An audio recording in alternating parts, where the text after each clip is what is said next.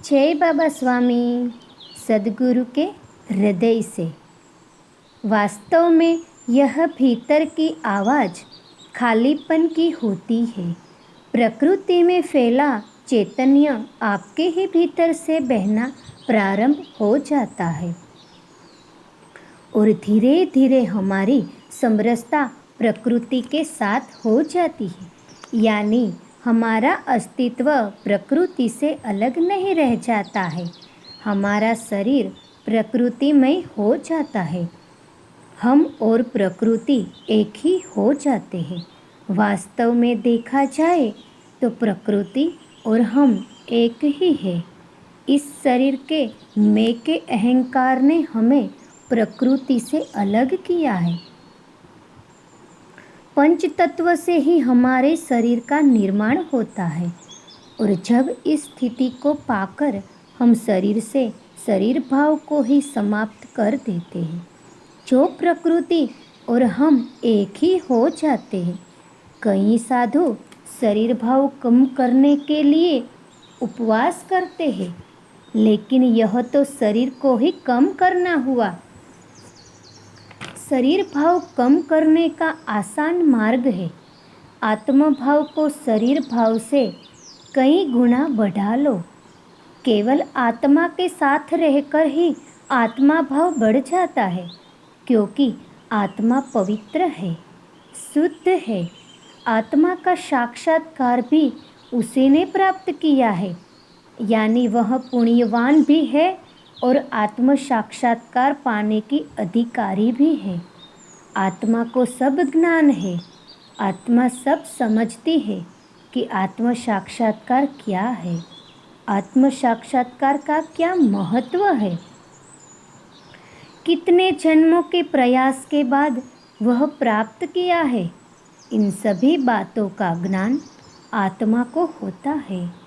केवल शरीर की शरीर भाव की प्रधानता रहने तक उसने क्या प्राप्त किया है, उसका एहसास शरीर उसे होने नहीं देता है। और ऐसी स्थिति में आत्मा ने आत्म साक्षात्कार प्राप्त कर भी लिया तो इस शरीर का जन्म व्यर्थ जाता है। अगर आपके शरीर भाव को कम करने में सफलता प्राप्त की तो आप देखोगे आपके शरीर के आसपास एक सूक्ष्म रूप में आभा मंडल बनना प्रारंभ हो जाएगा और यह आभा मंडल पूरे दिन भर बुरे विचारों से, बुरे मनुष्यों से, बुरी बीमारियों से, दुर्घटनाओं से आपकी सुरक्षा करेगा। आपकी सुरक्षा केवल आप ही करेंगे, लेकिन यह स्थिति सदैव बनी रहे, इसके लिए नियमित सामूहिकता में ध्यान करना भी आवश्यक है।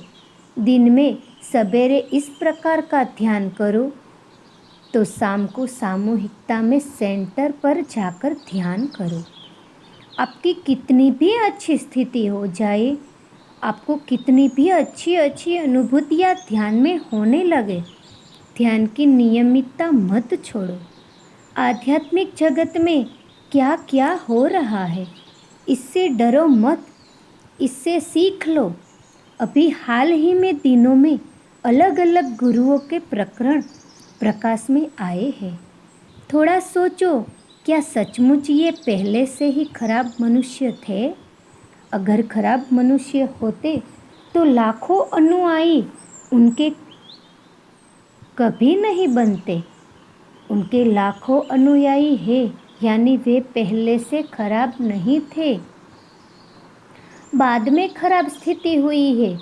कोई भी पीतल का गिलास लो और उसे आप आज खूब मांजो तो वह आज एकदम चमत्कार हो जाएगा, लेकिन उसी गिलास को आप दूसरे दिन देखो तो उसमें वह चमक नहीं होगी जो कल दिखाई दे रही थी। यानी एक दिन में वातावरण की धूल उसके ऊपर आकर बैठ गई। हमारा भी ठीक यही होता है। कितना भी अच्छा ध्यान लगे, कितनी भी अच्छी स्थिति बने, वह स्थायी नहीं होती। चित्तरूपी गिलास को भी रोज रोज मांजना होता है। मेरा तो मानना है ये सभी गुरु अच्छे थे, तभी तो उनके लाखों अनुयायी हैं। लेकिन अनुयायी भी तो समाज में से ही थे। उन अनुयायी को अपने गुरुओं को नमस्कार कर करके अपना सब कचरा उनमें डाल दिया। वे बेचारे तो गुरु तो कचरे का डब्बा हो गए और ये गुरु अपने कार्यक्रमों में व्यस्त रहे और स्वयं ने ध्यान नियमित नहीं किया, तो सामान्य मनुष्य में जो दोष थे वे उनमें भी आ गए। फिर सामान्य मनुष्य से जो खराब कर्म होते हैं वे उनसे भी होने लग गए। यह स्थिति पथभ्रष्ट योगी की ही कहलाती है।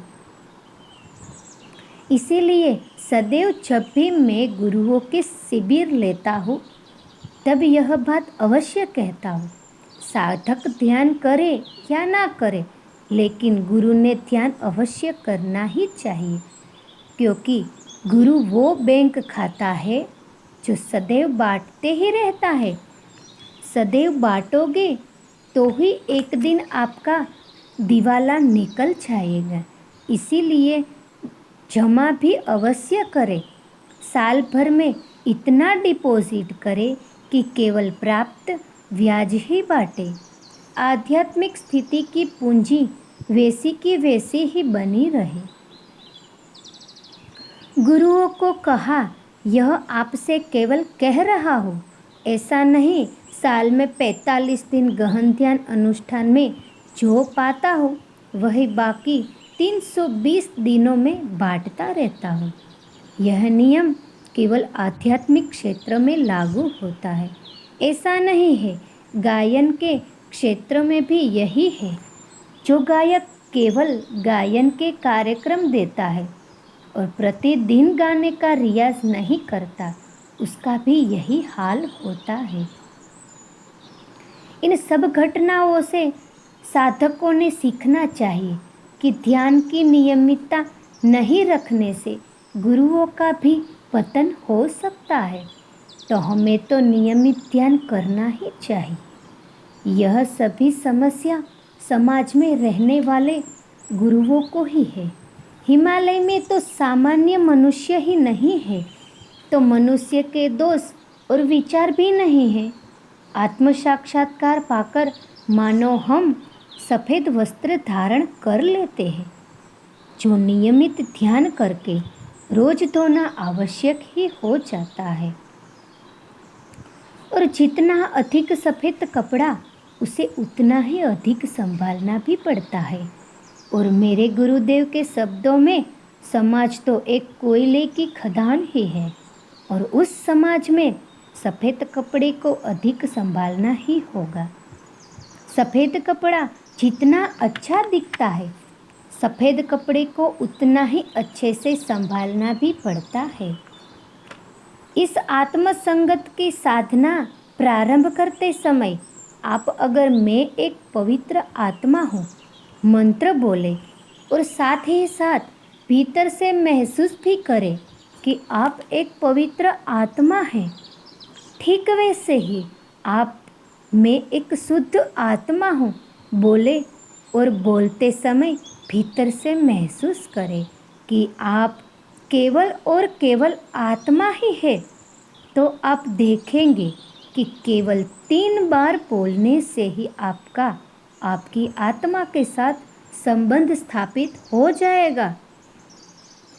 इसमें एकदम शांत रहकर इस मंत्र को बोलना है और बोलने के साथ साथ आप जो बोल रहे हो उसे महसूस भी करना है। बोलना शरीर से होता है, महसूस हम आत्मा के द्वारा करते हैं।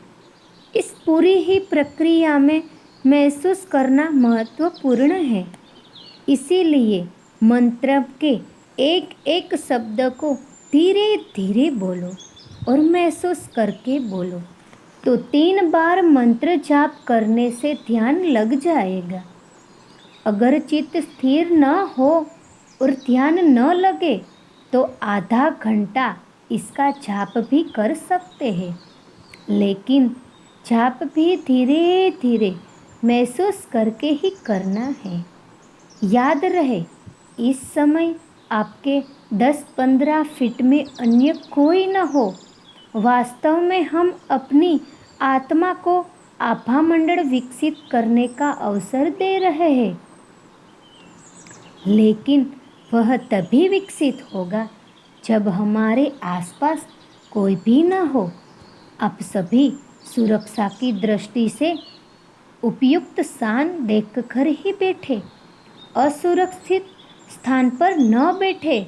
विशेष तौर पर साधिकाएं, आप कमरा बंद करके भी एक कमरे में बैठ सकते हैं, क्योंकि ध्यान में शरीर का ध्यान नहीं रह जाता है।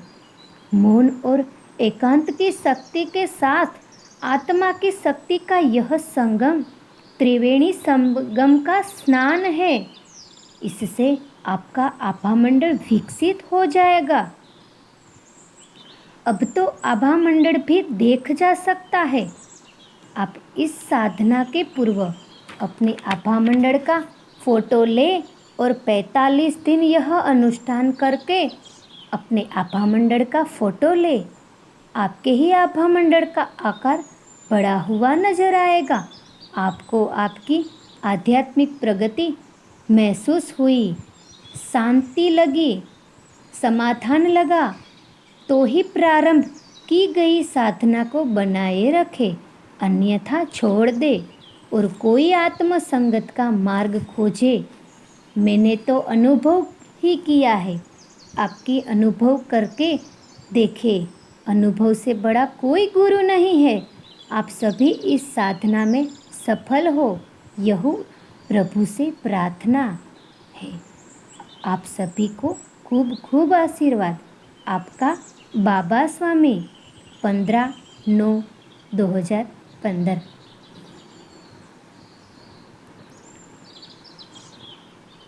22/9/2015 गुरुवार।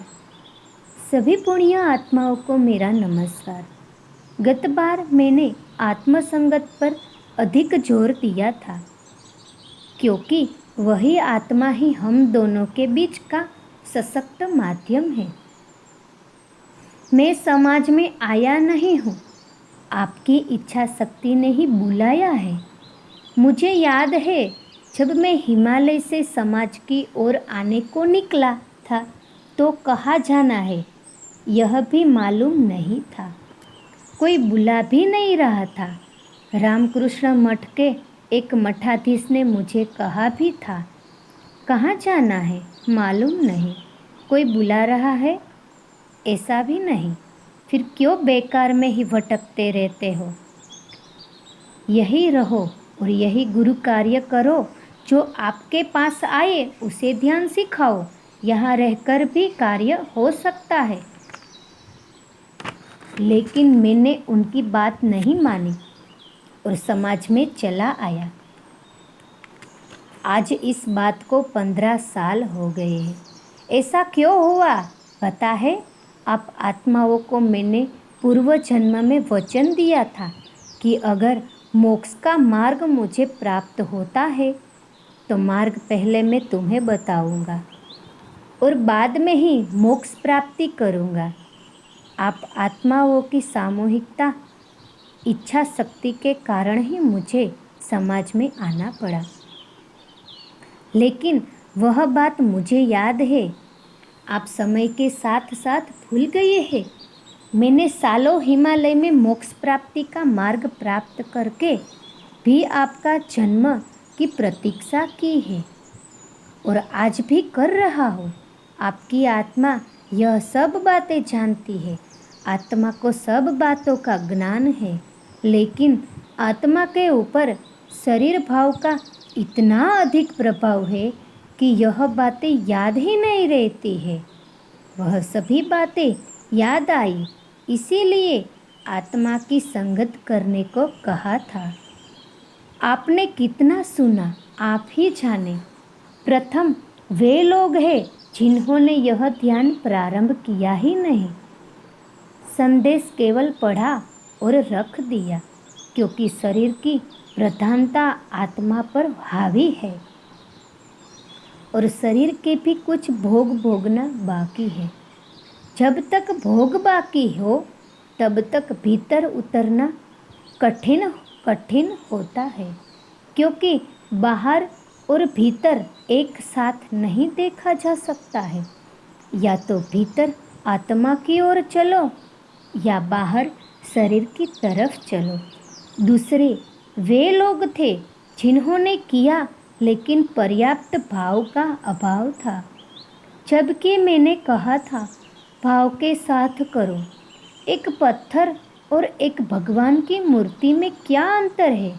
मानो तो भगवान है और न मानो तो वह पत्थर ही है।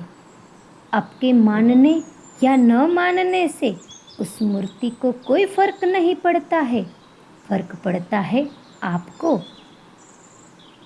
आप अगर मूर्ति को भगवान मानते हो तो वह आपके झुकने का निमित्त बन जाता है, और अगर आप झुकते हो तो आप आपके अहंकार का कचरा थोड़ा खाली कर पाते हो, और थोड़ा सा शरीर भाव कम हो जाने पर आत्मा को अच्छा लगता है। वास्तव में तो आपकी आत्मा आपके शरीर के अहंकार का बोझ उठाते ही रहती है। अधिक बोझ उठाने पर आत्मा भी थक जाती है। आत्मा हमें मानना सिखाती है। आत्मा कहती है सामने जो दिख रहा है वह भले ही पत्थर दिख रहा है, उसे भगवान मान और झुक। थोड़ा खाली हो, थोड़ा अपना कचरा कम कर। ठीक वैसा ही है, सामने वाला मनुष्य सामान्य जैसा ही मनुष्य है, लेकिन उसे सामान्य मनुष्य मत समझ। उसे गुरु मान और झुक जा और अपना कचरा खाली कर। थोड़ा शरीर भाव कम कर। लेकिन जहाँ गुरु को सामान्य मनुष्य माना वहाँ सब समाप्त ही हो गया। आप गुरु को सामान्य मनुष्य मानो तो भी गुरु को कोई फर्क नहीं पड़ता। फर्क पड़ता है हमको। हमारी गुण ग्राहकता, हमारी ग्रहण करने की क्षमता समाप्त हो जाती है। मैं जीवन में जो आध्यात्मिक प्रगति कर सका उसका रहस्य आज आपको बताता हूँ। मैंने अपने गुरु को गुरु नहीं भगवान माना है। भगवान मानना आत्मा की ग्रहण करने की सर्वोच्च स्थिति है। अपने गुरुओं को भगवान मानने से मेरी ग्रहण करने की क्षमता अधिक बढ़ गई और मैंने भगवान को प्राप्त कर लिया। यह आध्यात्मिक समाधान भी जीवन में प्राप्त हो गया। आध्यात्मिक जीवन में आत्मिक समाधान प्राप्त होना अत्यंत आवश्यक होता है। अब मैं अपने आप को आपकी जगह रहकर सोचता हूँ, तो अगर मैं यह आत्मसंगत की ध्यान की पद्धति यह मानकर अपनाता हूँ कि यह मुझे मेरे गुरु ने दी है, तो मेरे में भाव आत्मभाव अधिक बढ़ जाएगा, और जब आत्मभाव अधिक बढ़ेगा तो शरीर भाव वैसे ही कम हो जाएगा। और अगर मैं यह मानकर आत्मसंगत की ध्यान की पद्धति अपनाता हूँ कि मेरे भगवान ने यह पद्धति मुझे बताई है, तो मेरा आत्मभाव इतना बढ़ जाएगा कि शरीर भाव पूर्णतः समाप्त हो जाएगा। हम क्या मानते हैं उसी पर सारा कुछ निर्भर होता है। मैं एक पवित्र आत्मा हूँ यह कहना और मैं एक पवित्र आत्मा हूँ यह मानना, इन दोनों में ही भाव का अंतर होता है। आध्यात्मिक क्षेत्र में सारी प्रगति ही भाव पर निर्भर होती है। पिछले 15 सालों में बुद्धि का इतना अधिक विकास हुआ है कि समाज का भाव पक्ष कमजोर हो रहा है, और यह एक तरफा विकास एक प्रकार का असंतुलन निर्माण कर रहा है। जो भविष्य में समाज के लिए घातक सिद्ध होगा। समाज में रहकर संतुलित बने रहने का एक ही मार्ग है, ध्यान योग। यही मनुष्य को संतुलित कर सकता है और अच्छी आत्माओं से आपको जोड़ सकता है। तीसरे वे लोग थे जिन्होंने इस पद्धति को बराबर समझा और मंत्र भी भाव के साथ बोलकर एक अच्छी स्थिति का अनुभव किया। अब उन्हें यह नियमित रूप से करो कहने की आवश्यकता नहीं है, वह अब नियमित रूप से करेंगे ही। इस बार गहन ध्यान अनुष्ठान में युवा वर्ग बहुत बड़ी संख्या में जुड़ गया है। यह एक अच्छी बात है। करके देखते हैं कैसा लगता है कि जिज्ञासा ने ही उन्हें गहन ध्यान अनुष्ठान से जोड़ा है। जिज्ञासा तक ठीक है, लेकिन किसी अपेक्षा से मत जुड़ो। आपको ध्यान करना अच्छा लगता है करके इसीलिए जुड़ो। ध्यान को अपने जीवन की आदत बनाओ। अपेक्षा शरीर स्तर की होती है। ध्यान को आत्मा को परमात्मा से जोड़ने का मार्ग है। ध्यान में कोई भी अपेक्षा रखने पर हम ध्यान में वह गहराई नहीं प्राप्त कर सकते जो गहराई निस्वार्थ निरपेक्ष भाव से ध्यान करने पर प्राप्त होती है। आपका ध्यान में होने वाली अनुभूतियों पर ही सदैव होना चाहिए। आज के युवा वर्ग पर ही बढ़ते हुए बुद्धि का विकास का प्रभाव पड़ रहा है। बिना भाव के विकास तो केवल बुद्धि का विकास होगा। यह तो बिना नींव के बने बिल्डिंग जैसा होगा, या समझ लो पत्तों से बना बंगला होगा जो एक हवा के झोंके से भी गिर सकता है। आज के युवा वर्ग को संतुलन की अत्यंत आवश्यकता है। आप अगर युवा है तो आपको अधिक सतर्क रहने की आवश्यकता है। विशेष रूप से 20 साल से 35 साल के बीच में हो। बुद्धि के अति विकास से आपके पास गति आ गई है, पर नियंत्रण नहीं है। यही कारण है युवा वर्ग के हाथ से दुर्घटनाएं अधिक हो रही है। टेक्नोलॉजी की भी गति को महत्व दे रही है, नियंत्रण को नहीं कहते हैं। एक तो करेला ऊपर से नीम चढ़ा। हमारे शरीर में भी दो प्रकार की शक्तियाँ होती है, एक जो गति देती है, एक जो नियंत्रण रखती है। दोनों शक्तियों का संतुलन ही जीवन को सफल बनाता है। यह संतुलन करने का कार्य ही समर्पण ध्यान में हो जाता है। आप यह भी कह सकते हो कि समर्पण ध्यान लाइफ का मैनेजमेंट करता है। यह मैनेजमेंट में असंतुलन आ जाने से निम्नलिखित समस्याओं का निर्माण होता है। पहला, सहनशीलता में कमी हो जाना। आजकल युवा वर्ग में सहनशीलता में कमी देखी जा रही है। थोड़ी थोड़ी बात पर मेरा दिमाग मत खराब कर कहते हैं। वह थोड़ा सा उपदेश भी सुनने को तैयार नहीं होते हैं। यह याद रखो, आपको उपदेश वही देगा जो आपको प्यार करता है। रास्ते पर भी छोटी छोटी बातों पर हत्या हो जाती है, मानो सड़क पर बम के गोले ही घूम रहे हैं। दूसरा, क्षमा भावना में कमी होना। आजकल दैनिक जीवन में छोटी छोटी घटनाएं होती है, उसी को अपना आज्ञा चक्र में पकड़कर बैठ जाते हैं।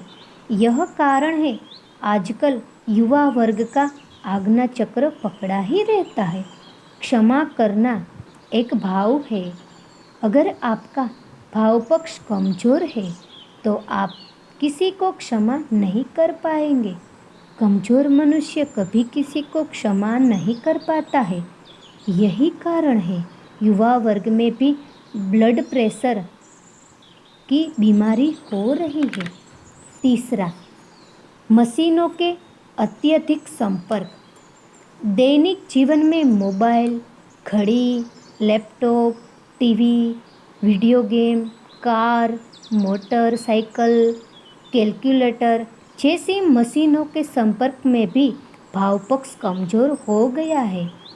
आमने सामने का संवाद समाप्त हो गया है। चौथा, डिप्रेशन की समस्या यानी उदासीनता। आज युवा वर्ग की यह सबसे बड़ी समस्या है। इसे कोई भी मशीन ठीक नहीं कर सकती है।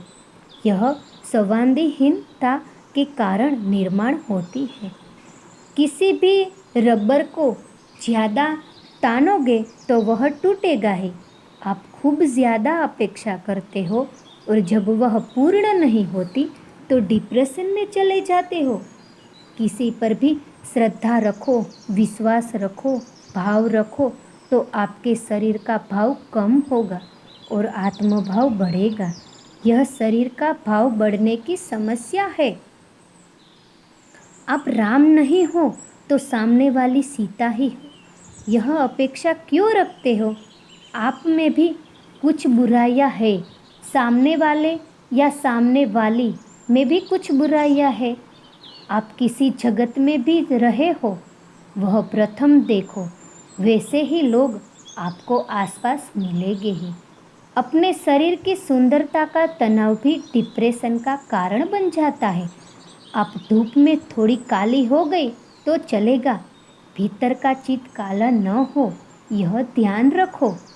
अपने शरीर का अत्यधिक ध्यान भी हमारे चित्त को नष्ट कर सकता है, क्योंकि आज न कल शरीर नष्ट होने की वाला है। शरीर के भीतर की आत्मा को देखो। आईने में शरीर को 100 बार देखते हो, आत्मा को एक भी बार नहीं देखते। मानसिक तनाव और व्यसन की समस्या। आज आध्यात्मिक तनाव की समस्या निर्माण हो रही है। आपको आज की व्यवस्था में अत्यधिक सैलरी और अत्यधिक कार्य का लक्ष्य दिया जाता है। इस कारण नौकरी बदलते भी नहीं आती और नौकरी सहन भी नहीं होती। इसी कारण इस काम के तनाव को दूर करने के लिए युवा वर्ग व्यसनों की ओर झुक रहा है। उम्र होने के पहले ही बूढ़े हो रहे हैं। छठा, आत्महत्या की समस्या। सारे मानसिक तनाव का परिणाम आत्महत्याओं का बढ़ता प्रमाण होता है। युवा वर्ग में ही आत्महत्या का प्रमाण अधिक है। बहुत कम भाग्यवान है जिन्हें उचित समय पर उचित मार्गदर्शन प्राप्त हो सका है। आत्महत्याओं के 2 प्रमुख कारण हैं। आर्थिक समस्या। यह समस्या भी अनावश्यक जोखमी उठाने से निर्माण होती है। दूसरा कारण प्रेम भंग। आपको इतना ही कहना है, आपके जीवन पाया माँ और बाप के कारण। उसने प्राप्त जीवन आपकी लड़की या लड़के के नाम से कैसे समाप्त कर सकते हैं?